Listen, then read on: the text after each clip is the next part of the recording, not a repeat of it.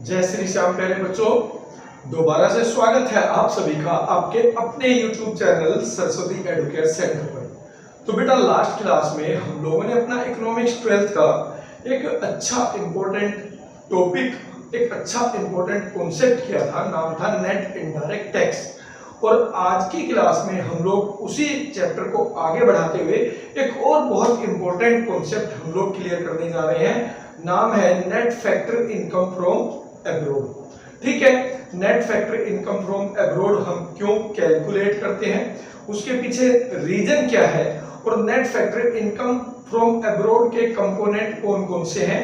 आज की जब ये क्लास कंप्लीट होगी तो बेटा आपको ये सारी चीजें क्लियर हो जाएंगी। ठीक है, तो क्लास स्टार्ट करने से पहले बेटा अगर आप लोग पहली बार मेरे इस चैनल पर हैं तो इस चैनल को सब्सक्राइब जरूर करें। वीडियो अच्छी लगे, चीजें समझ में आए तो अपने दोस्तों के साथ शेयर भी करें, वीडियोज को लाइक करें और वीडियोज पर कमेंट जरूर करें। तो स्टार्ट कर लेते हैं बेटा अपनी आज की class.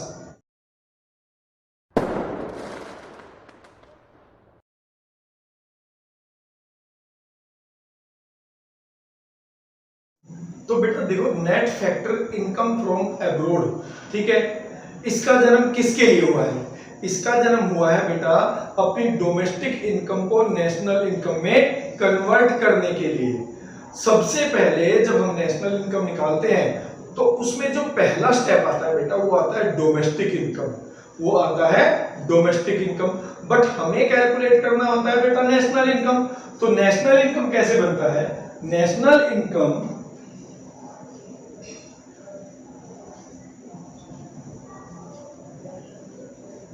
is equal to domestic income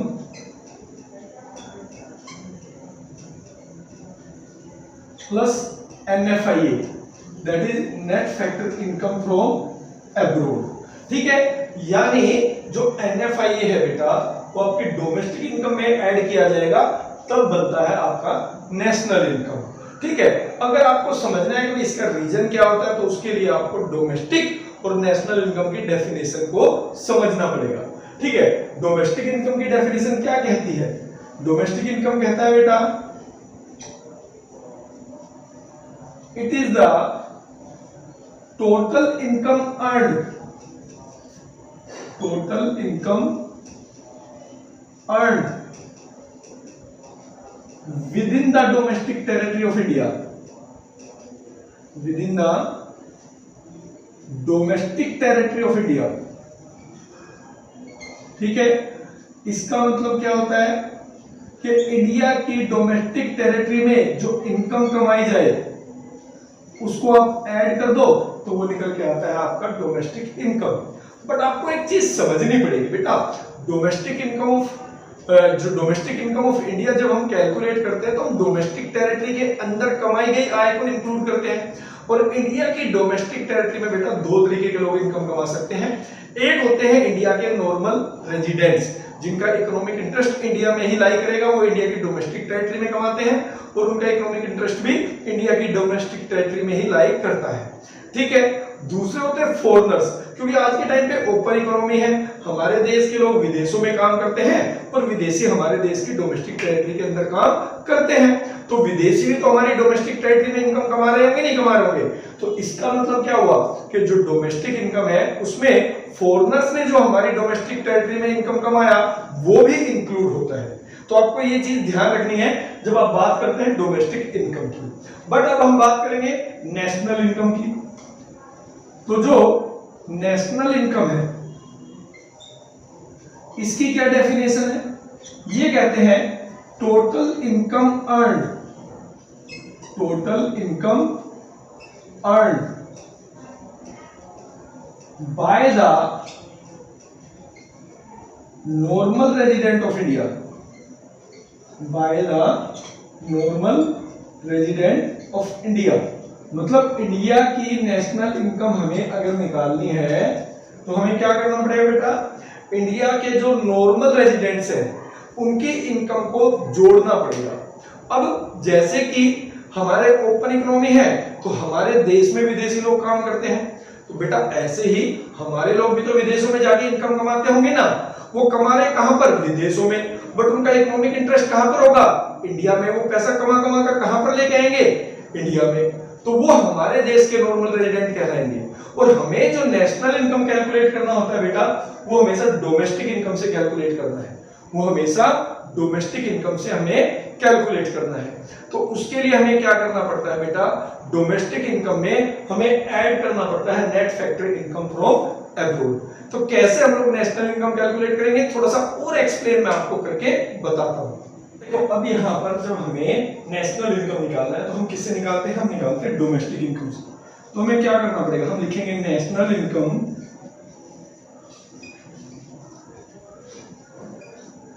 is equal to domestic income. ठीक है।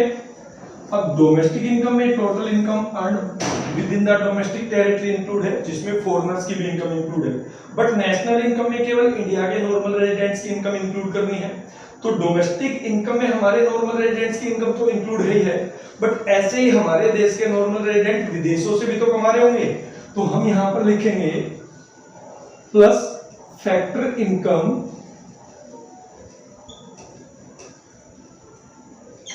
फ्रॉम रेस्ट ऑफ वर्ल्ड या अब्रोड। ठीक है। क्योंकि जो फैक्टर इनकम हमारे पास विदेशों से आएगी वो किन की है बेटा? वो हमारे देश के नॉर्मल रेजिडेंट्स की हैं, जो विदेशों में रह रहे हैं और इनकम कमा के हमारे देश में भेजते हैं। तो वो हमारी डोमेस्टिक इनकम में ऐड हो गई, क्योंकि वो हमारे नॉर्मल रेजिडेंट की इनकम है। बट डोमेस्टिक इनकम में फॉरेनर्स की इनकम भी है, उसको हमें करना पड़ेगा बेटा लेस। तो हम लिखेंगे factor minus factor income paid to rest of world या फिर अब्रोड। ठीक है। तो ये जो हमने लिखा है ना, factor income from rest of world minus factor income paid to rest of world, यही बनता है आपका NFIA। तो हम इसको ऐसे भी लिखते हैं बेटा, domestic income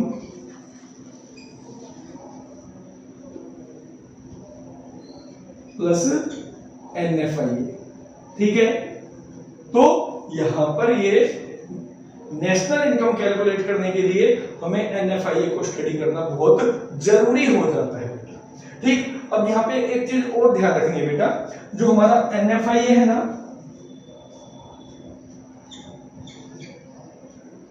it can B positive.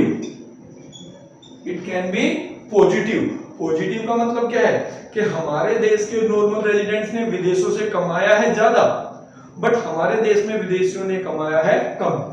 यानी factor income from rest of world is more than factor income paid to rest of world. तो हमारा NFIA पॉजिटिव होगा। और it can be negative also. Negative उल्टी कंडीशंस में, जब हमारे पास जो factor income from rest of world है वो है कम, और factor income paid to rest of world वो है ज्यादा। यानी हमारे देश में विदेशों से कमा के पैसा आया है कम, बट हमारे देश से विदेशों में गया है ज्यादा। तो हमारा NFIA कैसा होगा बेटा? नेगेटिव होगा। और it also can be zero. ठीक है। जीरो आपको पता ही है कब होगा? जीरो तब होगा जब factor income from rest of world और factor income paid to rest of world दोनों एक दूसरे के इक्वल हो जाए। तो आई थिंक आपको समझ में आया होगा कि हम NFIA क्यों कैलकुलेट करते हैं और NFIA हम कैसे कैलकुलेट करते हैं। क्लियर? अब इसके बाद यहां पर हमें देखना है कि NFIA में कौन कौन से कंपोनेंट्स इंक्लूड होते हैं। एक बार थोड़ा सा ये भी देख लेते हैं कि भाई NFIA कैलकुलेट कैसे होता है, क्योंकि मैंने NFIA का फॉर्मूला अभी तक नहीं लिखा है। तो NFIA दो तरीके से हम लोग निकाल सकते हैं। पहला है factor income from rest of world या abroad minus factor income paid to rest of world. ठीक है। During a accounting year, during a period of time, during an accounting year. ठीक है। कितना हमने विदेशों से फैक्टर इनकम के रूप में कमाया और कितना हमने विदेशियों को फैक्टर इनकम के रूप में दिया। तो ये फॉर्मूला बनता है NFIA का। ठीक है। Factor income from rest of world, या फिर यहां पे बेटा आप अब्रोड भी लिख सकते हो। ठीक है, यहाँ पे भी आप एब्रोड लिख सकते हो, minus factor income paid to rest of world. Clear है। अब इसके बाद इसी का एक और तरीका है निकालने का, वो होता है नेशनल इनकम, NFI निकालने का, minus domestic income, minus domestic income, यानी नेशनल में से आप डोमेस्टिक माइनस कर दोगे, ठीक है, तो भी बेटा आपका निकल के आ जाएगा NFI। ठीक, ये दोनों फॉर्मूले आपको यहाँ पर यूज करने पड़ेंगे और इनका आपको ध्यान भी रखना पड़ेगा। ठीक है, ये पूछा जाता है आपसे न्यूमेरिकल्स में भी। क्लियर। अब बात करेंगे components of net factor income from abroad यानी NFI। अब बात करेंगे हम लोग अपने कंपोनेंट्स ऑफ NFI यानी net factor income from abroad के क्या क्या कंपोनेंट्स हैं, किन किन कंपोनेंट से मिलके हमारा net factor income from abroad बना है। देखिए, net factor income from abroad का मतलब होता है बेटा फैक्टर इनकम जो हमने एब्रोड से कमाई और फैक्टर इनकम जो हमने एब्रोड को पे की उसका डिफरेंस। ठीक है, तो यहां पर हमारे पास चार फैक्टर ऑफ प्रोडक्शन होते हैं बेटा, लैंड, लेबर, कैपिटल और एंटरप्रेन्योर। और आज के टाइम पे आपको पता है कि जितनी भी इकोनॉमी है बेटा ओपन इकोनॉमी है। हमारे देश के जो फैक्टर ऑफ प्रोडक्शन है वो विदेशों में जाके इनकम कमाते हैं और विदेशों के जो फैक्टर ऑफ प्रोडक्शन है बेटा वो हमारे देश में आके इनकम कमाते हैं। कितना ड्यूरिंग एन अकाउंटिंग ईयर हमारे देश के फैक्टर ऑफ प्रोडक्शन ने विदेशों से कमाया उसको हम बोलते हैं फैक्टर इनकम फ्रॉम एब्रोड, और कितना हमारे देश से विदेशों में फैक्टर इनकम के रूप में गया उसको कहते हैं factor income paid to abroad, और इसी का डिफरेंस कहलाता है बेटा NFIA, net factor income from abroad. ठीक है, तो इसके तीन कंपोनेंट्स, पहला होता है बेटा नेट कंपनसेशन टू एम्प्लॉइज। अब यह नेट का मतलब तो डिफरेंस ही होता है बेटा। ठीक है, तो सबसे पहला यह इन्होंने बताया लेबर्स के बारे में। ठीक है, हमारे देश के लेबर विदेशों में जाके काम करते हैं, विदेशों के लेबर हमारे यहाँ पर आकर काम करते हैं। तो कितना हमारे देश में विदेशों से कंपनसेशन टू एम्प्लॉइज के रूप में पैसा आया, कितना वेजेज एंड सैलरी के रूप में पैसा आया, और ऐसे ही कितना पैसा हमारे देश से विदेशों में गया as wages and salary compensation to employees. उसका जो डिफरेंस होता है बेटा उसको कहते हैं नेट कंपनसेशन टू एम्प्लॉइज, यानी एक साल में कितना हमारे देश के श्रमिकों ने लेबर ने विदेशों से कमाया और कितना हमारे देश में विदेशियों ने एज अ लेबर कमाया, उसका जो डिफरेंस है उसको कहते हैं net compensation to employees. Clear है बेटा। दूसरा है net income from property and entrepreneurship. Property में आपको पता है दो तरीके की प्रॉपर्टी होती है जिससे हम लोग इनकम कमा सकते हैं, एक होता है लैंड और एक होता है कैपिटल। ठीक है, एंटरप्रेन्योरशिप मतलब the person who will take risk, owner कह सकते हो। ठीक है, उद्यमी के रूप में काम करके जो कमाया गया, तो एंटरप्रेन्योर को मिलता है प्रॉफिट। तो यहाँ पे हमें लेना है बेटा डिफरेंस किस चीज का, income from property and entrepreneurship का, कि कितना पैसा हमारे देश के लोगों ने विदेशों से रेंट, इंटरेस्ट और प्रॉफिट के रूप में कमाया और कितना विदेशियों ने हमारे देश से कमाया रेंट, इंटरेस्ट और प्रॉफिट के रूप में। उसका जो डिफरेंस है उसको कहते हैं net income from property and entrepreneurship. Clear है बेटा। अब तीसरा जो कंपोनेंट है वो है net retained earning. Retained earning हम किसको कहते हैं बेटा, सिंपल लैंग्वेज में अनडिस्ट्रीब्यूटेड प्रॉफिट होता है ये। ठीक है, कंपनी जो है अपने प्रॉफिट का एक हिस्सा अपने पास बचा कर रखती हैं जिसको हम कहते हैं रिटेन्ड अर्निंग।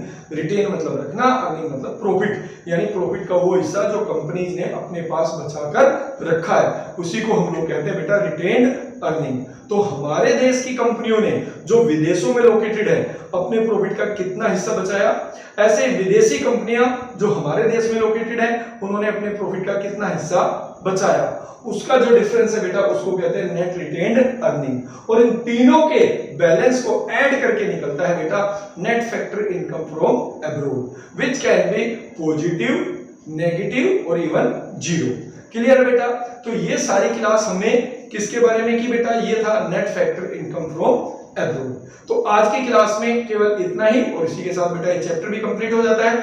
अब मिलेंगे अपनी नेक्स्ट क्लास में, तब तक के लिए बेटा जय श्री श्याम।